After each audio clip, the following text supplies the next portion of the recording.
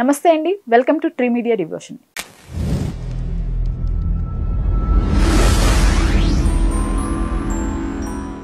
ఈరోజు మనతో ప్రముఖ వాస్తు జ్యోతిష్య నిపుణులు శ్రీ నానాజీ పట్నాయక్ గారు ఉన్నారు. గురువుగారు నమస్కారం. శ్రీమాత్రే నమః.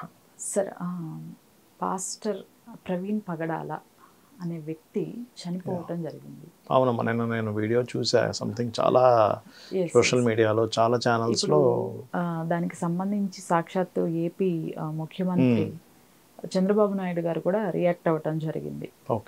సమగ్రంగా విచారణ చేపడతాము అని. అయితే ఆయన చనిపోయిన తర్వాత క్రైస్తవ సంఘాల నాయకులంతా ఏకమయ్యి ఆయనది ఆకస్మిక మరణం కాదు, దీని వెనక ఏదో ఉంది అని చెప్పేసి ఒక అనుమానం వ్యక్తం చేయడం జరిగింది.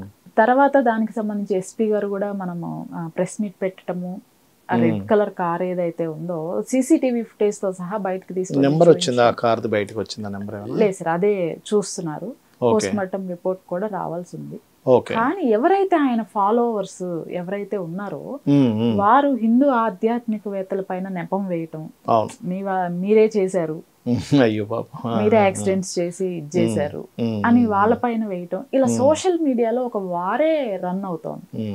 అసలు ఏంటి సార్ వాస్తవాలు ఏంటి? అసలు అంటే ఒక విషయం మనం అర్థం చేసుకోవాలమ్మా. ఫస్ట్ ఆఫ్ ఆల్, అంత ఫ్యాన్ ఫాలోయింగ్ ఉన్న వ్యక్తి 2 వీలర్ మీద ఎందుకు వెళ్తున్నాడు అసలు ఆ టైంలో? First point number 1. రెండవది, ఈ ప్రపంచంలో ఎన్నో యాక్సిడెంట్ జరుగుతూ ఉంటాయి. జరుగుతున్న ప్రతి యాక్సిడెంటు హిందూ సనాతన ధర్మంలో ఉన్నవాడే చేయిస్తున్నాడా?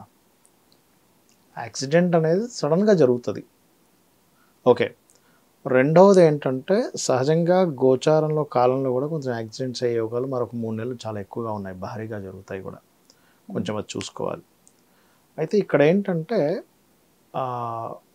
కొంతమంది పాస్టర్స్ మంచి వాళ్ళు ఉన్నారు. పాస్టర్స్లో కూడా నేను అందరినీ చెడ్డవాళ్ళు అనడానికి లేదు. ఇప్పుడు సందర్భంలో తెలుగు వాళ్ళలో కూడా మంచి వాళ్ళు ఉన్నారు, ఇబ్బంది పెట్టే వాళ్ళు ఉన్నారు. స్వామీజీల్లో కూడా మనం ఒక్కరినే వెనక వేసుకొని రాకూడదు. స్వామీజీల్లో చాలా మంచి వాళ్ళు ఉన్నారు, స్వామీజీ ముసుగులో ఇబ్బంది పెట్టే వాళ్ళు ఉన్నారు. ఎందుకంటే మనం ట్రూత్ మాట్లాడుకోవాలి. పాస్టర్స్లో కూడా మంచి చేసే వాళ్ళు కొంతమందిని మనం చూసాం, కొన్ని ఇంటర్వ్యూస్ జరిగాయి. మంచి వాళ్ళు ఉన్నారు, అదే పనిగా ఇంకా మతం మార్చడమే పనిగా, మనిషి దొరికాడంటే వీళ్ళు ఎట్లా కొట్లా మార్చాలనేటువంటి పని కట్టుకొని, అంటే అసలు కాన్సెప్ట్ మొత్తం పక్కకు పోతుంది అసలు. సరే, వాళ్ళ దాన్ని ఇప్పుడు మన ఇండియాలో ఏంటంటే ఏ మతాన్నైనా గౌరవించాలి. క్రిస్టియానిటీని ఇప్పుడు నాకు చాలామంది క్రిస్టియన్స్ ఫ్రెండ్స్ ఉన్నారమ్మా. నేను హిందువునైనప్పటికీ క్రిస్టియన్స్ ఫ్రెండ్స్, ముస్లిం ఫ్రెండ్స్ నాకున్నారు. మా ఇంట్లోకి వచ్చి భోజనం చేసి వెళ్తారు చక్కగా. కొంచెం చక్కగా మాట్లాడుకుంటాం, ఎక్కడికైనా వేరే వేరే ప్రాంతాలు తిరుగుతాం. ఫ్రెండ్స్ దాకా ఎందుకు, నాకు క్లయింట్స్ ఉన్నారు బోల్డ్ మంది. క్రిస్టియన్స్ అండ్ ముస్లిమ్స్ క్లయింట్స్ ఉన్నారు. వాళ్ళు చెప్పించుకుంటారు జాతకాలు.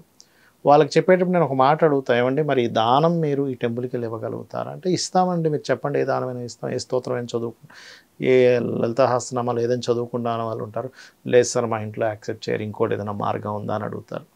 అలాంటప్పుడు నేనేం చెప్తానంటే, వీటిని పౌరాలకు వేయండి, పక్షులకు వేయండి, లేకపోతే ఫిషెస్కి వేయండి, ఏదో కుక్కలకి తినిపించండి, లేకపోతే ఫలానా పదార్థం అన్నం ఏదైనా, అంటే మార్గం మార్చి చెప్తాం. బట్ పంచభూతాలు ఈ గ్రహాలు అందరికీ ఒకడే.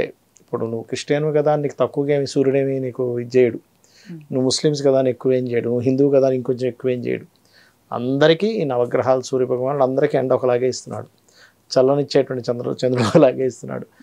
వాస్తు జ్యోతిషం అందరికీ ఒకటే ఇక్కడ. అయితే ఇలాంటివి జరిగినప్పుడు ప్రత్యేకంగా ఏంటంటే, ఇప్పుడు ఇలా జరిగింది కదా అంటే ఇదేదో కుట్ర ఏమో. ఎందుకంటే కుజ ప్రభావం అలా ఉంది. ఇప్పుడు ప్రజెంట్ కుజుడు నీచంలోకి వచ్చి మళ్ళీ వెనక్కి వెళ్ళి మళ్ళీ నీచం వైపు ప్రయాణం జరుగుతుంది. కాబట్టి అనవసరమైన గొడవలు, గందరగోళాలు పెరుగుతాయి ఈ టైంలో సహజంగా కూడా. అందులోని కొంచెం ఈ మత పెద్దలుగా ఉండేటువంటి వారు, ఈ పాస్టర్స్ కావచ్చు, ముల్లాలు కావచ్చు, అండ్ ఈ స్వామీజీ ఆధ్యాత్మిక రంగాల్లో ఉండేవారికి కావచ్చు, అయినప్పుడు ఖచ్చితంగా ఏదో ఒక అనుమాన కోణం ఉంటుంది. అదేమిటి అలా ఎలా అవుతుంది అనేటువంటిది. కానీ అక్కడ పోస్ట్ మార్టంలో కానీ సీసీ ఫుటేజ్లో కానీ క్లియర్గా ఉంది కదా. అయితే ఆ రెడ్ కార్ ఎవరైతే గుద్దేశారో వాళ్ళని పట్టుకోగలిగితే అసలు విషయం బయటపడుతుంది. అసలు అతను ఎవరు, డ్రైవ్ చేసిన వ్యక్తి ఎవరు, ఒక డ్రైవరు ఏదో తాగేసి వెళ్తూ ఉన్నాడా, లేకపోతే డ్రైవర్ రాని వ్యక్తి ఏదో వెళ్తూ ఉన్నాడా, లేకపోతే ఈయనే. ఇప్పుడు ఎలా ఉంటుందంటే, ఎంతసేపు మనం కారు వ్యక్తిని మనం చెప్తాం, ఒక్కొక్కసారి ఈ నడిపే వ్యక్తికి ఏదో ఆలోచనలో ఉన్నప్పుడు సడన్గా బైక్ పక్క తీసేస్తారు. చెప్పలేము అక్కడ ఏం జరిగింది అనేది. ట్రూత్ అనేది భగవంతుడికి తెలుసు, అంతే కదా. ఇక నేను అనేది ఏంటంటే ఆస్ట్రాలజికల్గా ఒక పాయింట్ ఉంటుంది ఎవరికైనా మరణం ఎలా జరుగుతుంది అనేటువంటిది. అదేంటంటే డెత్ యొక్క ఇది చెప్పేది, డెత్ జరిగేది అష్టమ స్థానం అయితే ఎలా జరుగుతుంది, ఒక వ్యక్తి ఆత్మహత్య చేసుకొని చనిపోతాడా, యాక్సిడెంట్ అయి చనిపోతాడా, ఆ యాక్సిడెంట్స్లో కూడా జలగండం ద్వారా, ఇప్పుడు జలరాశులు అని ఉంటాయి, మీనము, కర్కాటకము, వృశ్చికము, ఈ రాశుల్లో ఏదైనా గండం ఉన్నప్పుడు, జలగండాలు ఉన్నప్పుడు చెప్తాం పిల్లలకి, అంటే మీరు మీ పిల్లల్ని ఈ టైంలో నీటి ప్రదేశాలకు తీసుకెళ్ళకండి, ఈ నెలల్లో ఈ రోజుల్లో పర్టికులర్గా. కొంతమందికి వాహన గండాలు ఉంటాయి. పాప అంతా హ్యాపీగా ఉన్న వ్యక్తి సడన్గా అలా అయిపోవడం నిజంగా బాధాకరమైన విషయమే. వెళ్తా ఉన్నాడు, పుసుకుని ఒక కారు గుద్దేసింది, తుప్పల్లో పడ్డాడు, చనిపోయాడు. అది నాకు తెలిసి తలకు కూడా దెబ్బలు తగిలాయి, అంటే హెల్మెట్ ఊడిపోయి ఉంటుంది. క్లిప్ పెట్టుకోకపోతే హెల్మెట్ ఊడిపోద్దమ్మా. చాలామంది హెల్మెట్ పెట్టుకున్నారు కదా బాగుంది అనుకుంటాం. ఇప్పుడు వాళ్ళు అనుమాన పరిచేది కూడా అదే, హెల్మెట్ ఉండగా తలకి ఎలా తగిలింది అంటే, ఇక్కడ ఏమవుద్దంటే ఈ హెల్మెట్ పెట్టుకుని కింద క్లిప్ పెట్టుకోరు కొంతమంది. అదేమవుద్ది, ఒక్కసారి ఇట్లా జంప్ అయినప్పుడు ఇది ఊడిపోయి పక్కన పోద్ది. అది తెలియదు చాలామందికి. ఇది పెట్టుకుంటే తలకి దెబ్బ తగలదు, సేఫ్ అవుతాడు మనిషి. చాలామంది నేను చెప్తుంటా, ఏమంటే మీరు హెల్మెట్ పెట్టుకుంటున్నారు కింద అది క్లిప్ పెట్టుకోండి అని. చాలా ఇంపార్టెంట్ విషయం ఇది. హెల్మెట్ పెట్టుకున్నప్పుడు ప్రాణాల నుంచి బయటపడ్డ వాళ్ళు ఉన్నారు, ఎంత పెద్ద యాక్సిడెంట్ అయినా. హెల్మెట్ పెట్టుకోకపోతే చిన్న యాక్సిడెంట్కి మరణించిన వాళ్ళు, హెల్మెట్ పెట్టుకున్నా కూడా క్లిప్ పెట్టుకోకపోతే మరణించిన వాళ్ళు చాలామంది నేను చూశాను. కాబట్టి ఏంటంటే ఈ యాక్సిడెంట్ వల్ల యువత కూడా కొన్ని నేర్చుకోవాల్సిన అంశం ఏమిటంటే, అయ్యా హెల్మెట్లు పెట్టుకున్నప్పుడు క్లిప్స్ కూడా పెట్టుకోండి ఒకటి. మరణం అనేటువంటిది ఏదైనా యాక్సిడెంట్ మరణాలు ఉన్నప్పుడు తప్పించలేం. మరణం ఉంది ఇక్కడ అన్నప్పుడు మనం తప్పించలేమమ్మా. ఎవరైనా ఊహించుంటారని పాప ఆయన ఘోర యాక్సిడెంట్ ప్రమాదంలో అట్లా చచ్చిపోతాడని.